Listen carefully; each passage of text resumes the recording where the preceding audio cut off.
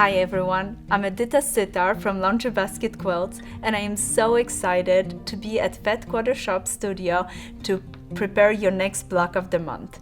This block is so beautiful and it calls Love Spell. You will put a spell on your friend when you show them how you make this block. You're gonna need fabrics, and we need one light, and I chose that big print. It's gonna be just beautiful. It doesn't have much direction, so when we're cutting and spinning the block, it's gonna work perfectly for us. Then we have a pink, small print red, and a large print red. This is gonna give us a nice shading to the block, and we will enjoy our piecing with those fabrics. Let's cut it first, our pieces. So we're going to cut a center square A. Then we're going to cut more of those squares B. And we're gonna cut strips. Follow your ruler, and I love to use this size ruler for my strips to cut it. It is 4.5 by 12.5. I love it because it's easy to hold down to it. It works really nice. So we're gonna cut pink ones, red ones, and a big print red. Oh, I am so excited to do some piecing with those strips. So let's move on and start doing that. Make sure you check your 1/4 inch seam allowance on your sewing machine. We want to be accurate when we sewing our strips together. Why? Because sometimes if you sew 2 strips or 3 strips together, if your seam allowance is not accurate, you take too much fabric and then the finished unit is not the right size. So check your 1/4 inch seam allowance. How do you do that? I put a piece of paper under my foot of the sewing machine. I lower the needle down, punch a little hole into the paper, and measure from that hole to the edge of the paper to make sure that it's a 1/4 inch. If it's not, adjust it. So right here, I just stitched 2 fabrics together. I took a red strip and a pink strip, placed them right sides together, and stitch matching all of the edges, zoom, zoom, zoom.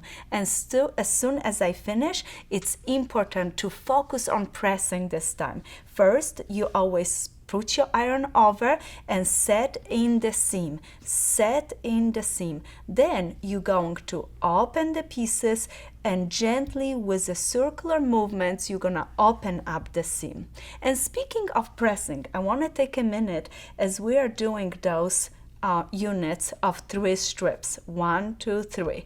You can press your seams one way towards the pink. You can press your seam towards the center. It will not impact any other seams or anything that you're doing. Or you can press your seams open. And I notice when I press my seams open this time, it was easier for me to sew and control the size of that unit. So either way though would work beautifully. Sometimes we push the seams one way because we worry about opening the seams with time and maybe bedding coming through it. I chose that I want nice flat piecing, so I put my seams, press my seams open on the back, and it worked quite nice for me.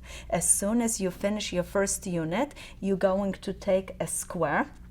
You're going to, and of course, as soon as you finish, you're gonna check the measurements. Measurements should be 3.5 by 6.5. You're going to place a square right on a corner. Then you're gonna draw a diagonal line, and I have one already prepared for you. Draw a diagonal line from this point right here straight, and I use my pencil and I use my ruler right there, just like this, and draw it.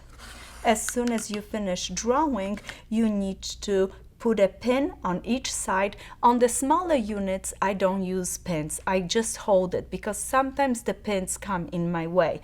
But in a larger units, I like to put pins on each side because that way I know the fabric would not shift it, and I prepare multiple of those. You're making 4 of those units for one block, so chain sewing is really fun to do it. And I'm going to start sewing.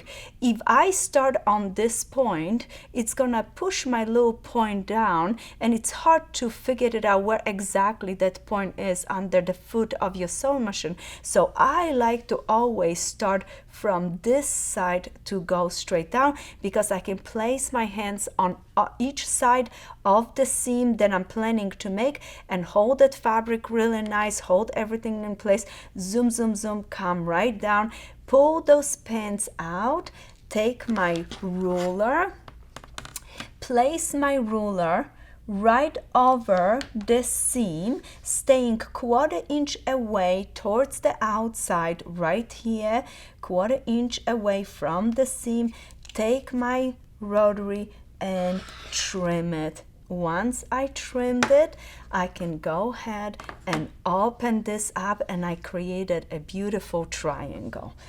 As soon as you finish your first triangle, it's time to place a second square. Notice that I placed it on the opposite side of my rectangle. Again, draw a line, pin, pin on each side, then starting from here, stitch down. Oh, this is so much fun. I can't wait to see the results. Pull the pins away. Again, grab your ruler and a rotary, and I like to match not only just to this line, but I always go ahead and match to this side and then cut it right here. Why do I always do that? Because I want at least 2 lines helping me figure it out. A perfect trim, perfect line to cut it. Trim it, and now look at this. Open it up, and you have a beautiful unit. This seam will be pressed towards the outside. Don't pull it too hard because you have a little bit stretch to it. So you want to, again, set the seam, open it up, then beautifully press it, and I have one ready for you right here. You will repeat that 4 times because you need 4 of those to make the block. Okay, it's time to lay out our block.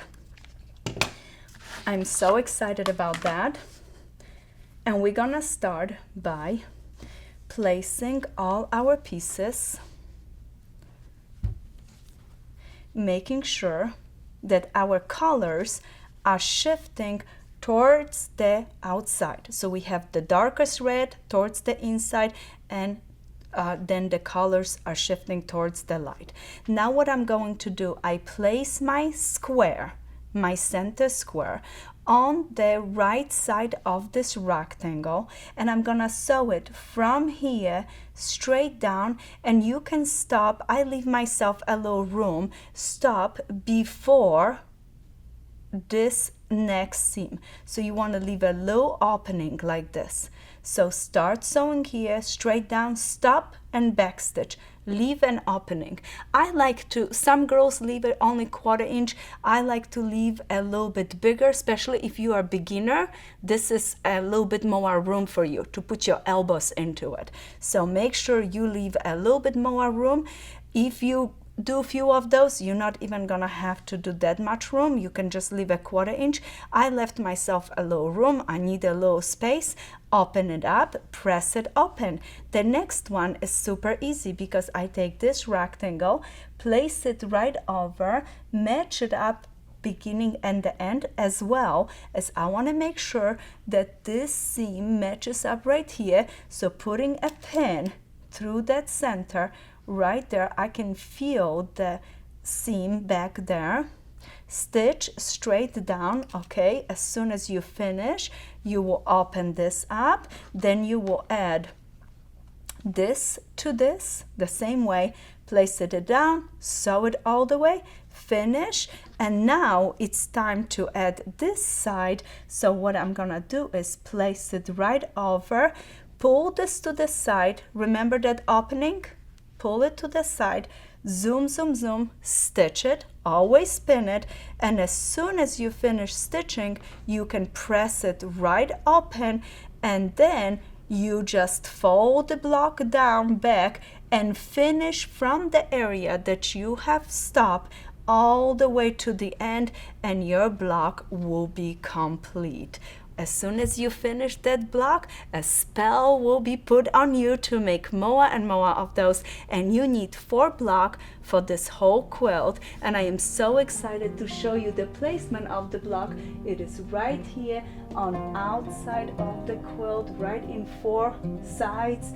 Look at it spinning and giving a fun design to it. And for this month we have 2 options for you, this block and another one. But more about the next one in our next video. I look forward to see you soon.